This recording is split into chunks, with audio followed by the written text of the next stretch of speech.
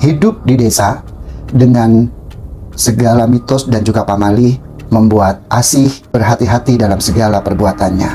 Tapi ada satu hal yang memaksa dia untuk melanggar pamali yang ada.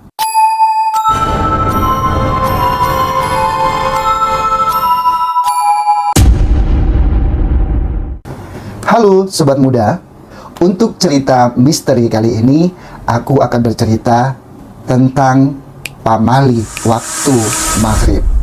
Jangan lupa like, share, komen, dan juga subscribe ya. Asih, sudah jam segini kamu masih di luar.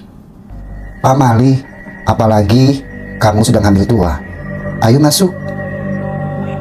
Asih yang sedang bersiap-siap membakar sampah dan juga daun kering, kemudian masuk ke dalam rumah. Dengan langkah gontai, Asih berpikir kalau daun-daun kering itu tidak dibakar, nanti malam akan kembali berantakan karena terbawa angin. Asih menatap jalan setapak yang menghubungkan pusat desa dengan rumahnya. Kemudian dia masuk ke dalam rumah. Kemudian Asih melihat jam dan menunjukkan jam 5:30 sore. Kan tetapi Mas Herman, suaminya, belum juga pulang. Dia berpikir, kenapa Mas Herman belum pulang ya? Lalu di benak Asih, tiba-tiba dia pingin sekali memakan bakso Pak De Ali. Apakah ini yang dinamakan ngidam?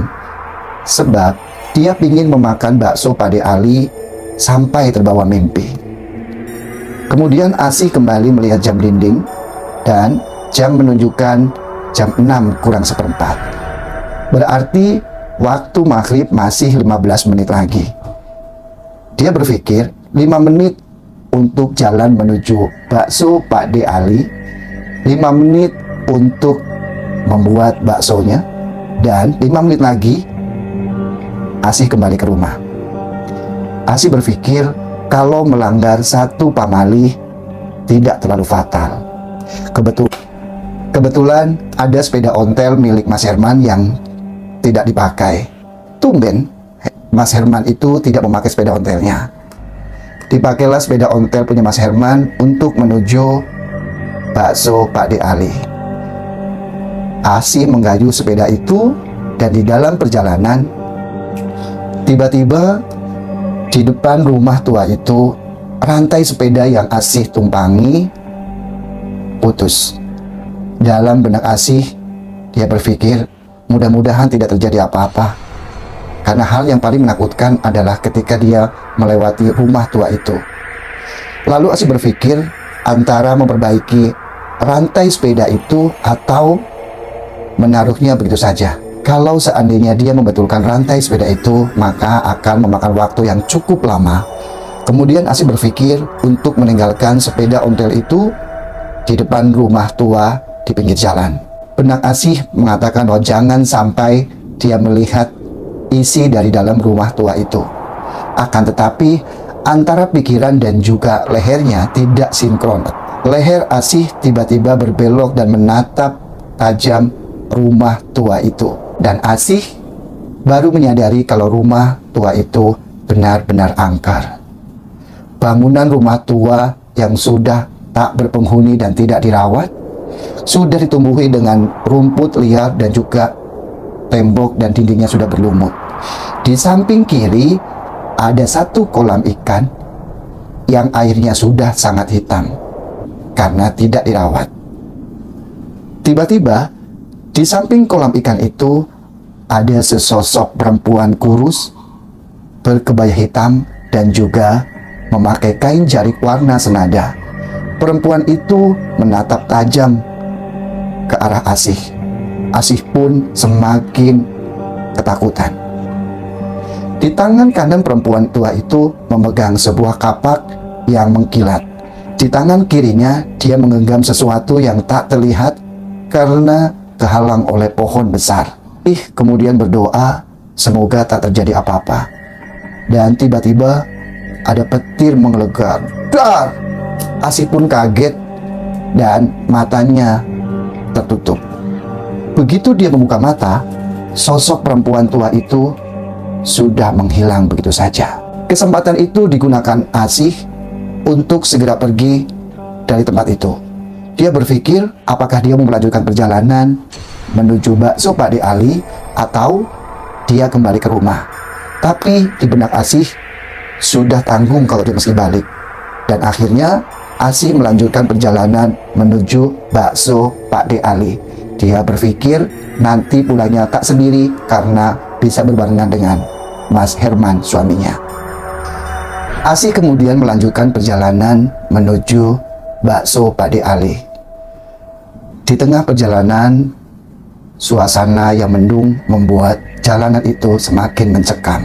Asih terus melangkah menuju bakso Pak De Ali. Dia melihat lampu-lampu temaram dari penduduk desa yang pertanda bahwa itu sudah dekat dengan bakso Pak De Ali. Asih pun kemudian nyampe di bakso Pak De Ali dan duduk di kursi pelanggan seperti biasanya.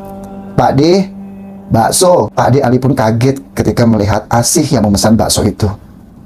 Asih, kamu pamali atau jam segini masih keluyuran di luar? Apalagi kamu sudah mengandung. Kalau sampai hal ini ketahuan sama Yuk Darmi atau Mas Herman, pasti nanti kamu kena omel. Iya Pak De, habis Asih ngidam bakso Pak De dari pagi. Iya, tapi kenapa nggak nyuruh Mas Herman yang untuk beli ke sini? Mas Hermannya belum pulang Pak De. Kemudian Pak De Ali membuat racikan bakso untuk Asih. Dengan gercep, Asih mengambil bakso yang sudah dibungkus itu. Asih melihat jam menunjukkan jam 6 kurang 5 menit. Itu pertanda 5 menit lagi sudah mendekati waktu maghrib. Kamu di sini saja, nanti pulangnya setelah isya ya. Nanti Pak De antar. Nggak usah Pak De, nanti kalau Asih nunggu di sini malah justru kelamaan. Nanti malah diomelin sama Ibu dan Mas Herman. Tiba-tiba ada seorang laki-laki pelanggan bakso Pak De Ali memanggil Pak De Alinya. Bakso Pak De. Kemudian waktu Pak De Ali sedang membuat bakso untuk pelanggan lain, disitulah Asih kemudian memanfaatkan waktu untuk pergi dari tempat Pak De Ali. Asih kemudian berjalan cepat karena mengejar waktu 5 menit yang segera maghrib. Mengetahui hal itu, Pak De Ali kemudian memanggil Asih. Tapi Asih tetap ngeyel dan tak mempedulikan panggilan dari Pak De Ali. Asih terus berjalan. Tibalah Asih di depan rumah tua itu kembali. Dan ada satu suara, satu sosok yang memanggil Asih. Asih. Dalam benak Asih, suara itu sepertinya sering dia dengar. Itukah suara Mas Herman? Kemudian Asih menengok ke belakang dan benar adanya. Itu adalah suara Mas Herman, suaminya yang baru pulang dari kantor. Tiba-tiba hujan deras mengguyur jalanan tersebut. Akhirnya Mas Herman pun menarik tangan Asih untuk segera berteduh di rumah tua itu. Asih pun kaget. Mau kemana Mas? Kamu nggak tahu ini hujan deras? Kita berteduh dulu di rumah ini. Mas, itu rumah kosong. Aku takut berteduh di rumah itu. Kan ada aku. Jadi nggak usah takut. Dalam benak Asih, dia ada teman untuk berteduh di situ dengan suaminya. Begitu Asih menginjak rumah tua itu, dia kebayang dengan sosok perempuan tua yang memakai kebaya hitam dan juga kain jari senada di pinggir kolam renang. Kemudian dia hendak bercerita dengan Mas Herman. Dan rupanya begitu dipanggil, Mas Herman sudah tidak ada di sampingnya. Dia pun bingung memanggil-manggil Mas Herman. Mas Herman, Mas Herman. Mas Herman pun tak menyaut. Dan dia mencari-cari di kiri kanan Mas Herman menghilang begitu saja. Tiba-tiba petir menyambar dan angin bertiup kencang. Pintu itu pun terbuka dengan sendirinya. Dan alangkah kaget ketika Asih melihat sesosok perempuan tua tergantung di rumah tua itu.